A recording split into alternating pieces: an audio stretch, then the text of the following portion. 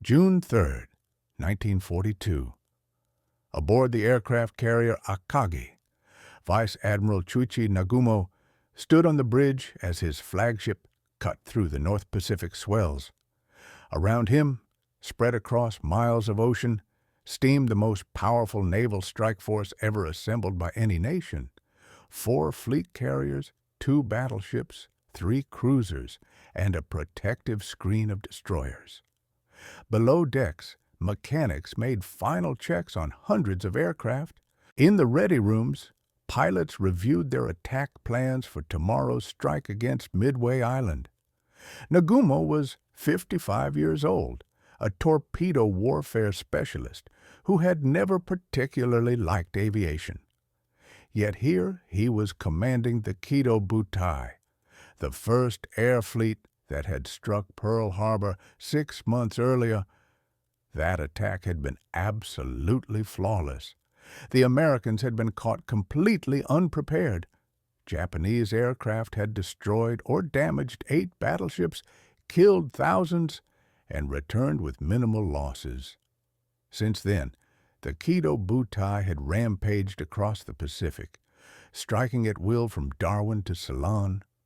No one had been able to stop them. Tomorrow would be different only in that the target was smaller. Midway was just an atoll, 2 tiny islands with an airfield. Intelligence reported a few dozen American aircraft there, perhaps some patrol boats. Nothing the Kido Butai couldn't handle in an afternoon. After neutralizing Midway's defenses, they would occupy the atoll. That would extend Japan's defensive perimeter, and more importantly, it would lure the remnants of the American Pacific Fleet into a decisive battle. The Americans would have to respond to the threat to Midway. When they did, Yamamoto's battleships waiting to the west would destroy them. At least that was the plan. Nagumo had reservations he kept largely to himself.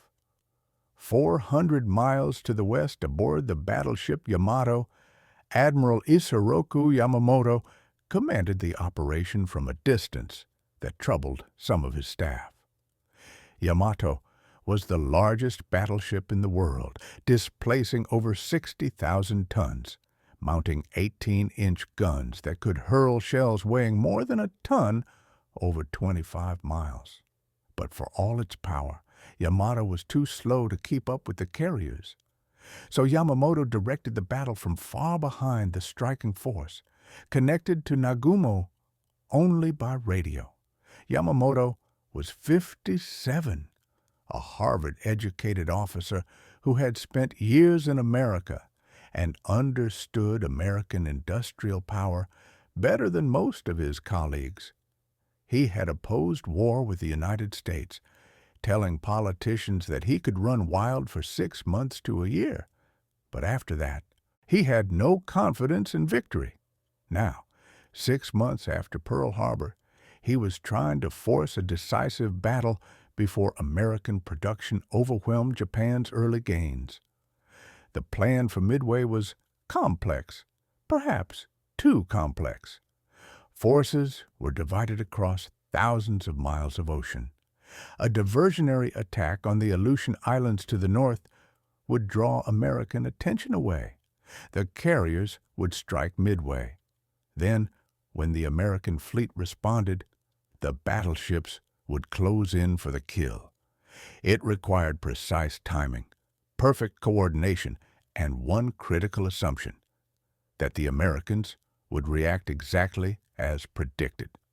On the evening of June 3rd, Yamamoto's staff reviewed the latest intelligence reports. There was no indication that American carriers were anywhere near Midway. Radio traffic analysis suggested they were still near Hawaii, over 1,000 miles away. Even if they sorted immediately upon learning of the Midway attack, they couldn't arrive in time to interfere. The operation would be over before they got there. Commander Yasuji Watanabe, Yamamoto's operations officer, had helped plan every detail. He knew the American carriers were the real target. Midway itself meant nothing. The atoll was bait, and everything depended on the Americans taking it.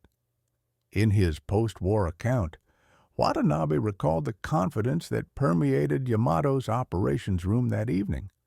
"We believed we had achieved complete surprise," he said. "Our intelligence indicated the American carriers were not in the area. We expected to strike Midway, draw out their fleet, and destroy it." What Watanabe and Yamamoto didn't know was that American codebreakers had been reading Japanese naval communications for weeks. They knew about Midway. They knew approximately when the attack would come, and 3 American carriers, Enterprise, Hornet, and Yorktown, were already at sea, positioned northeast of Midway, waiting in ambush.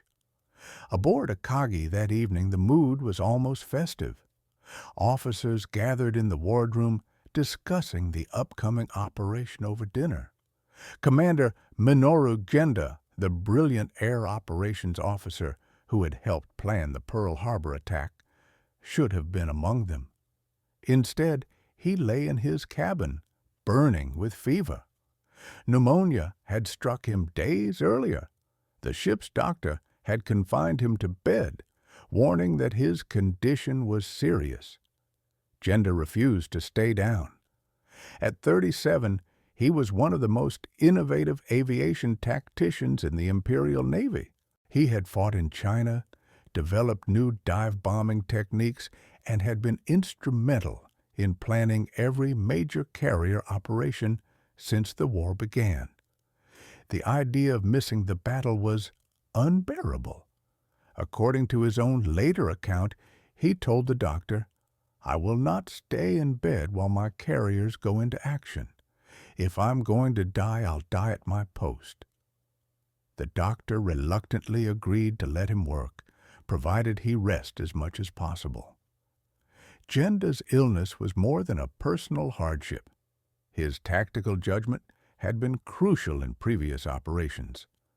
Now, at a moment when sharp thinking might matter most, one of Nagumo's key advisors was operating at diminished capacity. Rear Admiral Tamon Yamaguchi commanded the 2nd Carrier Division, Hiryu and Soryu, the 2 smaller carriers in Nagumo's force. At 49, Yamaguchi was considered one of the Navy's rising stars. He had attended Princeton, understood Americans, and had a reputation for aggressive tactics. Unlike Nagumo, Yamaguchi was an aviation enthusiast who trusted his pilots and believed in taking calculated risks. That evening, Yamaguchi met with his staff aboard Hiryu to review the next day's operations. His chief of staff later recalled that Yamaguchi expressed concern about the divided nature of the plan. The carriers would strike Midway at dawn, but they would have to hold back a reserve in case American ships appeared. This split focus troubled him deeply. In carrier warfare, he believed you concentrated everything on the primary target. Dividing your strength invited disaster. But Yamaguchi kept his concerns professional. Orders were orders. His carriers would launch their assigned aircraft on schedule. If American ships appeared, they would deal with them. He had confidence in his air groups and his captains. Hiryu's air group commander, Lieutenant Joichi Tomonaga, was one of the best in the fleet. Rear Admiral Ryunosuke Kusaka served as Nagumo's chief of staff, the admiral's closest advisor. At 51, Kusaka was methodical, cautious, and deeply loyal to Nagumo. He understood his commander's limitations with aviation and tried to compensate by ensuring staff work was thorough. That evening, he reviewed the operation orders one more time, checking details, confirming that every unit understood its role. Kusaka later wrote about the atmosphere on Akagi's bridge that night. There was confidence, perhaps too much confidence, he recalled. We had won every engagement since the war began. Our pilots were veterans. Our ships were undamaged.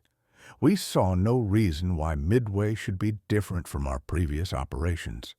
But Kusaka also noted a nagging concern that he shared with Nagumo in private. The operation required them to accomplish two potentially conflicting missions: neutralize Midway's airbase and be ready to engage American warships if they appeared. If American carriers were nearby, which seemed unlikely but possible, the Kido Butai might find itself caught between two objectives at the worst possible moment.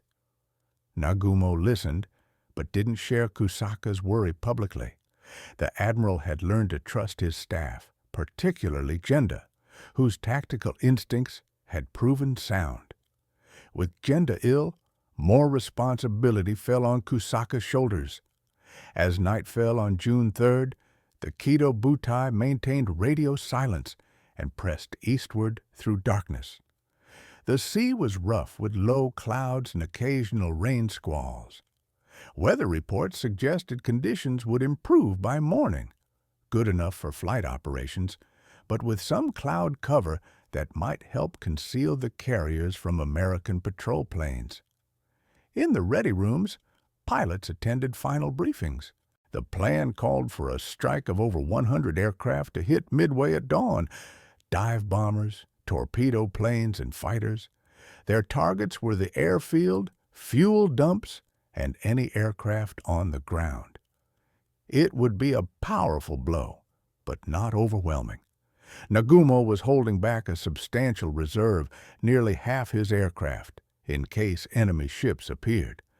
Lieutenant Joichi Tomonaga, who would lead the strike, was 35 years old and had flown combat missions since the war's beginning. He had led attacks on Darwin and Ceylon. His pilots respected him for his skill and his willingness to lead from the front.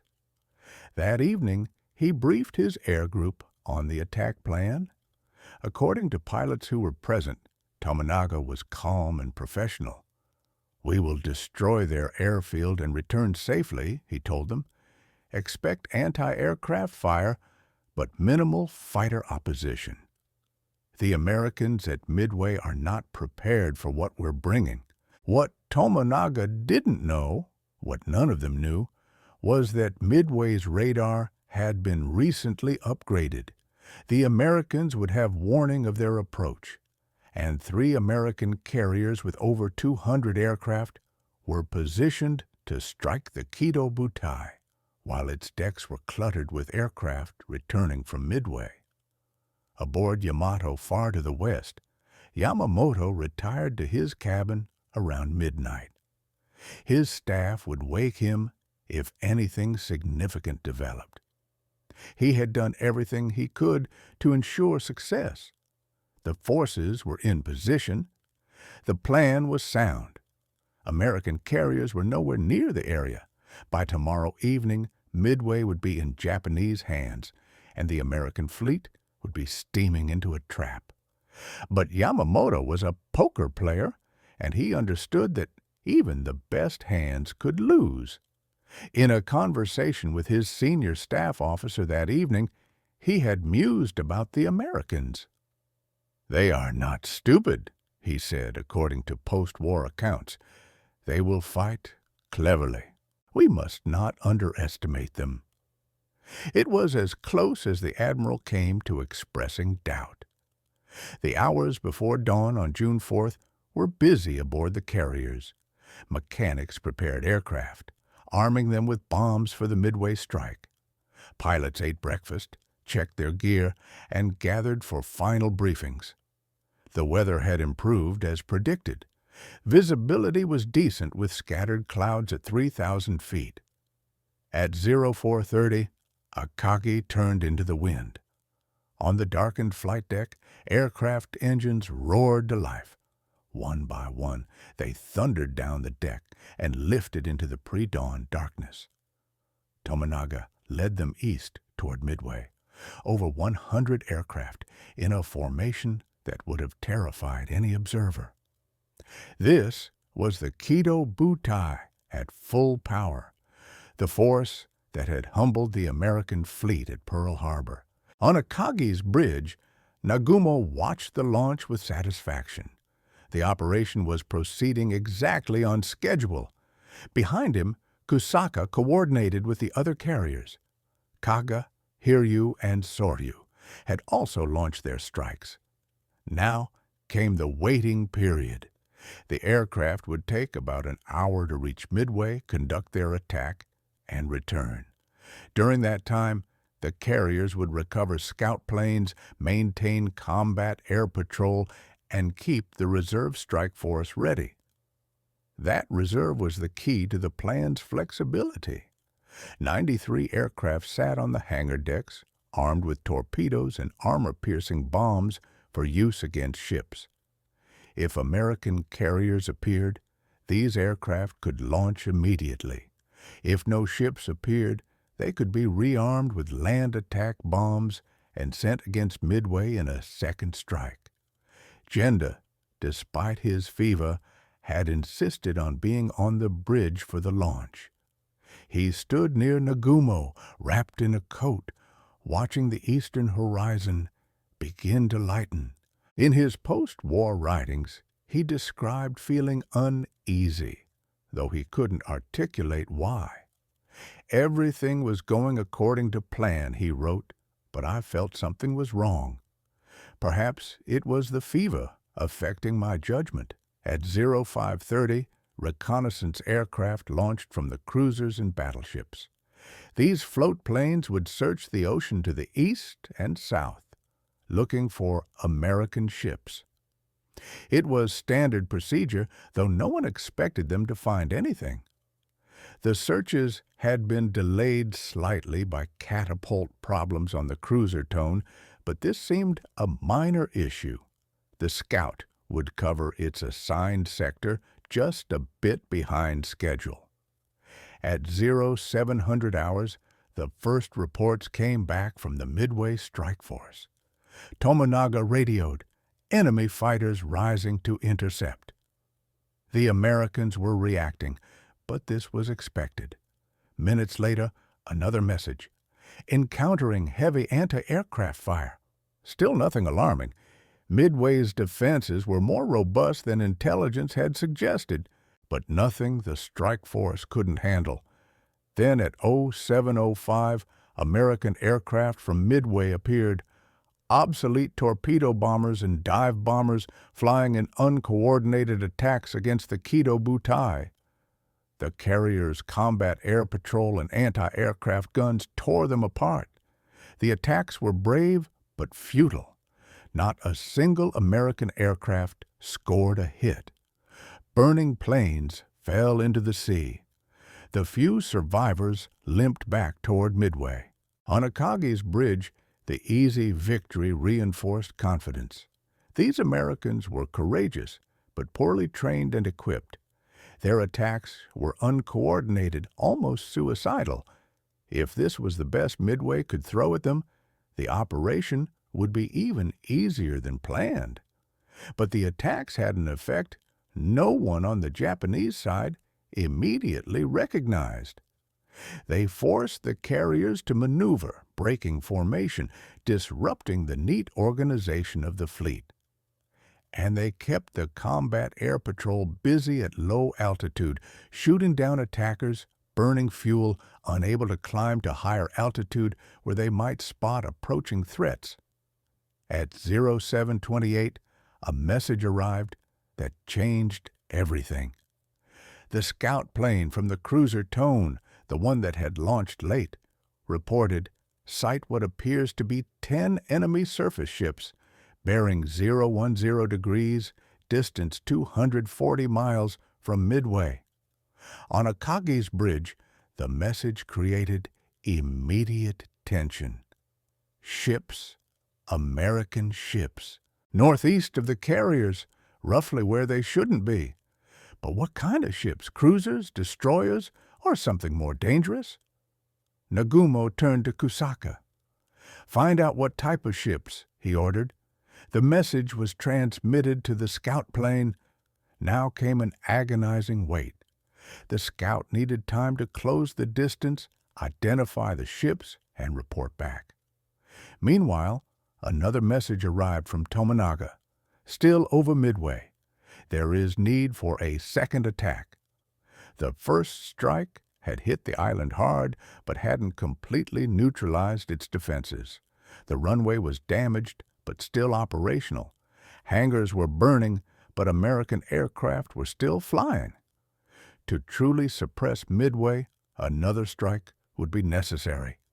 Nagumo faced a decision. He had 93 aircraft on his hangar decks, armed with torpedoes and armor-piercing bombs for use against ships. But if those 10 ships the scout had spotted were just cruisers or destroyers, they weren't worth a full strike. Better to rearm those aircraft with land attack bombs, send them against Midway, and finish the job Tominaga had started. But if carriers were among those ships, launching a strike armed for land attack would be disastrous. Torpedoes and armor-piercing bombs were essential for attacking carriers. The decision hung on one question. What type of ships had the scout found? At 0745, without waiting for clarification, Nagumo made his choice. Prepare to rearm the reserve aircraft with land attack bombs, he ordered. It was a reasonable decision based on available information. Intelligence had consistently indicated no American carriers were in the area. 10 ships probably meant a cruiser force sent out from Pearl Harbor in response to the Midway attack. They could be dealt with later. Right now, finishing Midway was the priority. Genda, standing nearby, was too ill to object forcefully. Later, he would say he felt the decision was premature, that they should have waited for confirmation. But in the moment, burning with fever, he didn't press the point. On the hangar decks below, ordnance crews began the laborious process of switching weapons. Torpedoes had to be removed, taken back to the magazines, and replaced with land attack bombs. It would take time, perhaps an hour, but once complete, Nagumo could launch a devastating second strike against Midway. At 0800 hours, the first wave of aircraft began returning from Midway. They had fought through heavy anti-aircraft fire, pressed home their attacks, and now needed to land. Some were damaged. Some were low on fuel. The carriers turned into the wind to recover them. This meant the reserve strike force, still being rearmed below decks, couldn't launch until the Midway aircraft were safely aboard. At 0809, the message everyone had been waiting for arrived from the scout plane. Enemy ships are 5 cruisers and 5 destroyers. Relief swept through Akagi's bridge. No carriers, just cruisers and destroyers. Nagumo's decision to rearm for a second Midway strike was vindicated. Those ships could be dealt with later, after Midway was thoroughly suppressed. But at 0820, another message arrived, this one with very different implications. Enemy force, accompanied by what appears to be a carrier. An American carrier 240 miles away, with aircraft that could already be in the air, heading toward the Kido Butai. The bridge erupted in controlled chaos.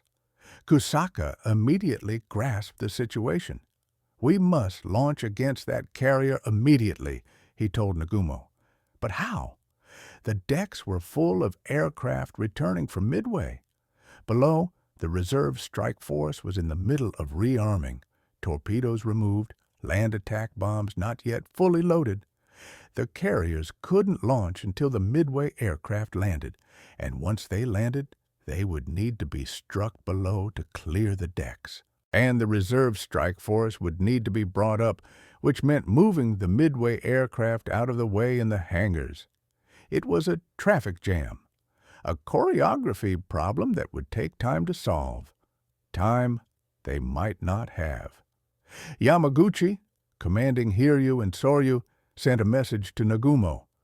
Consider it advisable to launch attack force immediately. Yamaguchi understood carrier warfare. Speed was everything.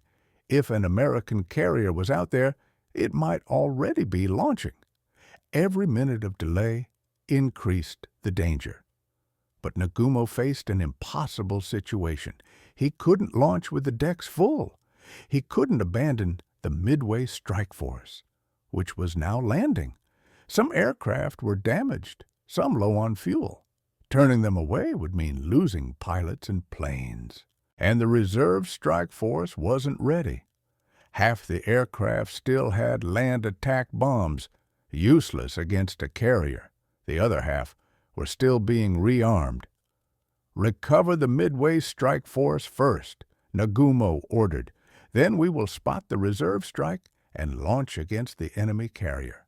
It was the only practical decision, but it meant delay. Precious, dangerous delay.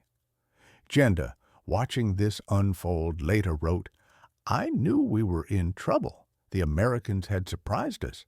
We had assumed they weren't there, and we were wrong.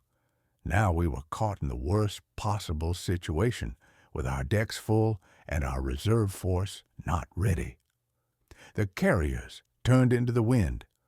One by one, aircraft landed. Some crashed on landing, damaged by anti-aircraft fire. Crews rushed to clear wrecks, push aircraft forward, make room for the next plane. It was controlled chaos, the inevitable result of recovering a large strike force.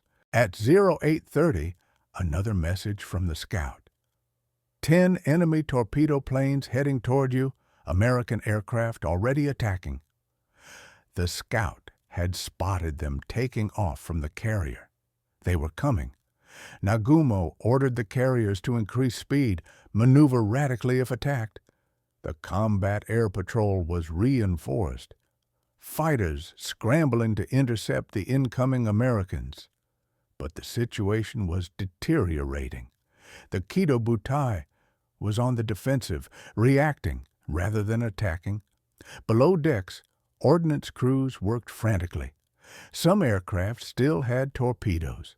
Some had land attack bombs. Some had armor-piercing bombs.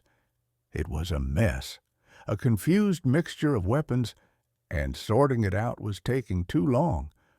Worse, the land attack bombs that had been removed were sitting on the hangar decks, not properly stored in the magazines. They would be in the way when the reserve strike force came up to the flight deck. At 0918, lookouts spotted aircraft approaching low over the water. American torpedo bombers from the carrier Hornet, 15 Douglas Devastators, obsolete and slow, attacking without fighter escort. The combat air patrol fell on them like wolves. Zero fighters shot them down one after another. Anti-aircraft fire filled the sky. The Americans pressed their attacks with suicidal courage, but they were outmatched. Torpedoes dropped into the water, ran wide, or were evaded. Not a single hit. 14 of the 15 Devastators were shot down. Only one pilot survived. On Akagi's bridge, the victory seemed complete. The Americans were brave but incompetent. Their attacks were uncoordinated, their aircraft obsolete. If this was the best the American carrier could do, the Kido Butai would survive and strike back. But the attack had consequences. The carriers had maneuvered violently, breaking formation again. The combat air patrol was at sea level, having just shot down the torpedo bombers. Pilots were low on fuel and ammunition, and the decks were still cluttered with aircraft from the Midway strike. At 0930, the last aircraft from the Midway strike landed. Now the carriers could begin the complex process of striking those aircraft below, bringing up the reserve strike force, and launching against the American carrier. Nagumo estimated they could launch in 30 minutes, perhaps 45. Minutes later, more American torpedo bombers appeared, this time from Enterprise. 14 more Devastators attacking from a different angle. Again, the combat air patrol and anti-aircraft fire tore them apart. 10 were shot down. No hits. The Americans seemed determined to throw away their aircraft in futile attacks. Kusaka watched the slaughter with grim satisfaction, but growing unease. "Where are their dive bombers?" he asked. American carriers carried dive bombers as well as torpedo planes. Why were they only seeing torpedo attacks? No one had an answer. Perhaps the Americans were poorly coordinated. Perhaps their dive bombers had gotten lost. Whatever the reason, the absence was fortunate. At 09:55, yet another group of torpedo bombers appeared, this time from Yorktown. 12 aircraft attacking through intense fire. The combat air patrol was exhausted now. Some fighters were landing to refuel and rearm, but enough remained to savage this attack too. 7 were shot down. Again, no hits. On Akagi's flight deck, crews worked to spot the reserve strike force. Aircraft were being brought up from the hangars, positioned for launch. The deck was crowded with planes, some still being fueled, others having weapons checked. In perhaps 15 minutes, they could begin launching. The American carrier would pay for its futile attacks. At exactly 10:22, lookouts aboard Akagi looked up and saw something that froze their blood. High above, where no one had been watching because all attention had been on the low-level torpedo attacks, American dive bombers were rolling into their attacks. They came from Enterprise and Yorktown.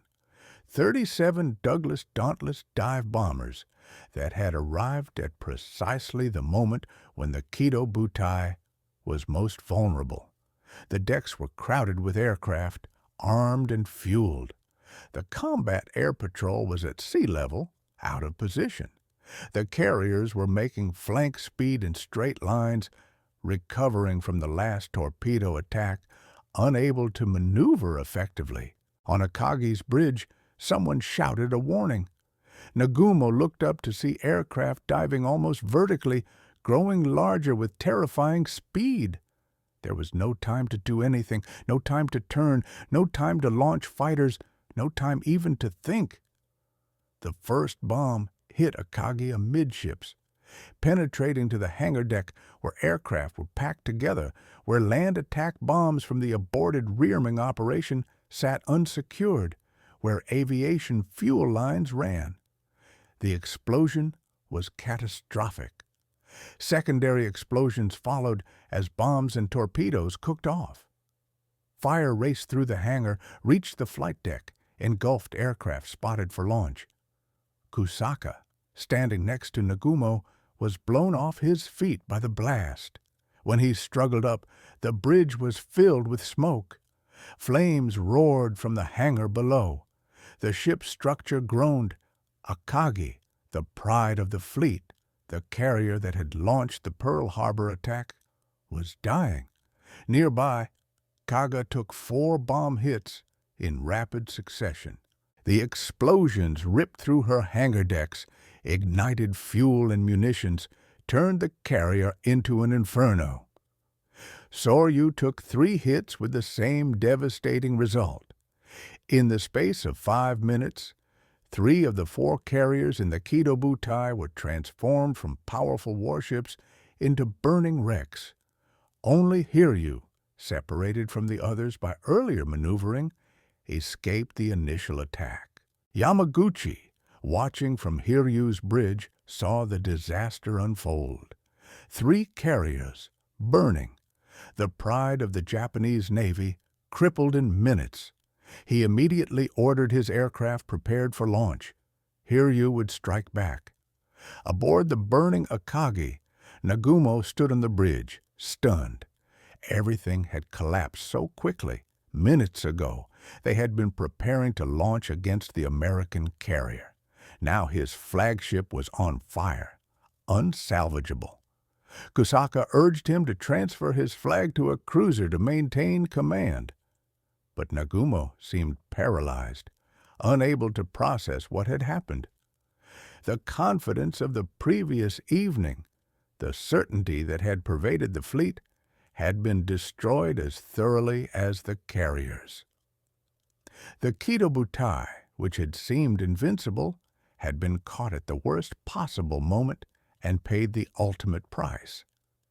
In the hours before Midway, Japanese admirals had spoken with confidence born of 6 months of unbroken victory. They had believed their intelligence, trusted their plans, and assumed the Americans would react predictably. They had divided their forces, split their objectives, and made decisions based on incomplete information.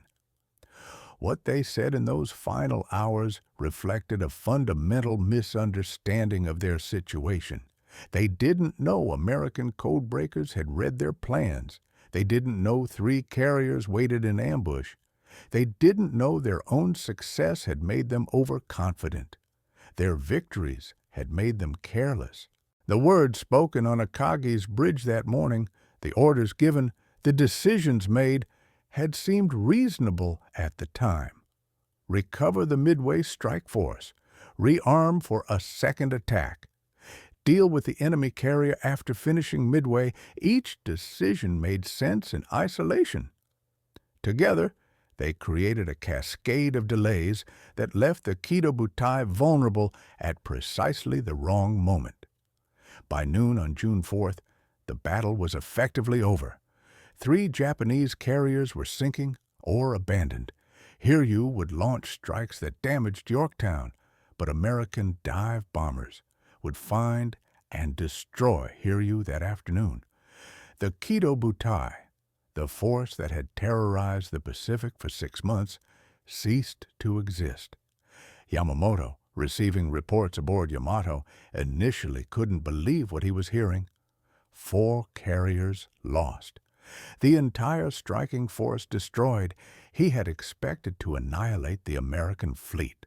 Instead, Japan's carrier force had been gutted in a single morning.